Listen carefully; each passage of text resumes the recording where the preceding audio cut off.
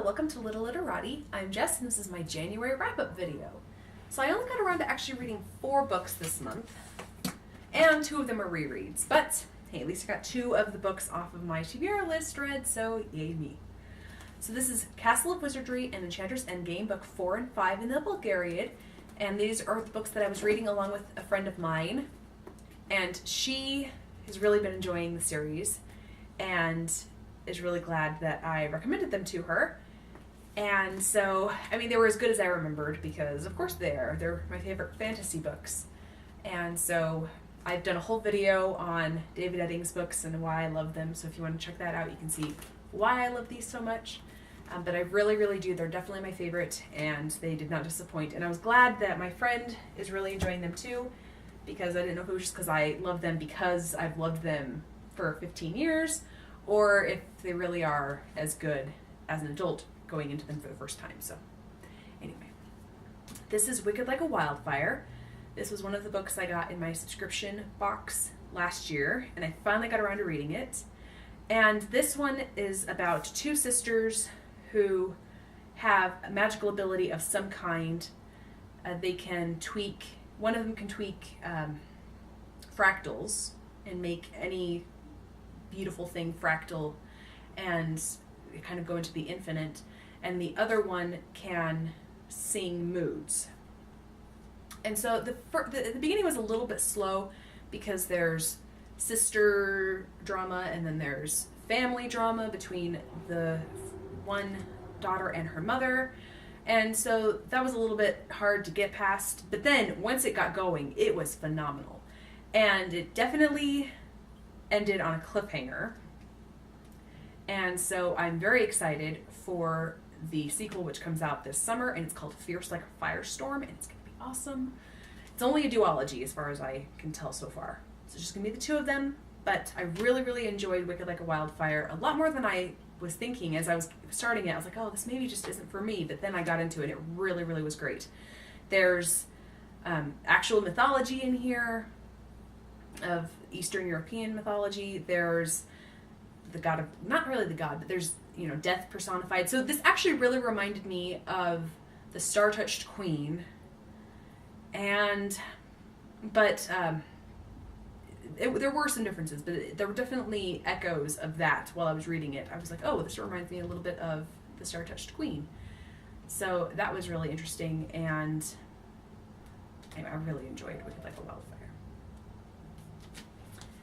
And the 4th book I read, which was also off of my TBR list, was The Forest of a Thousand Lanterns, which was another book that I got off of a subscription box last year. And this is a East Asian inspired sort of prequel to a fairy tale retelling. It's the rise of the Empress. So this is how the Snow White's Wicked Queen becomes the Wicked Queen. And so this one was a little bit harder for me to read because the main character, Shifeng, makes all of these different decisions, and you can see she's told right from the outset, you have 2 paths. You can choose this one, which will let you pretty much be the queen of the forest, and not really the queen, but you know, you'll be the guardian of the forest, and you'll be the guardian of the special magical mystical apple tree, or you can go this way. It's the path of the destroyer. And so she chooses, each time she comes to a decision, she chooses which fork she's going to follow. And so it's really hard because you know, going into this, you know she's going to make all the wrong choices because you know she's going to end up as the evil queen. That's the whole point of this book.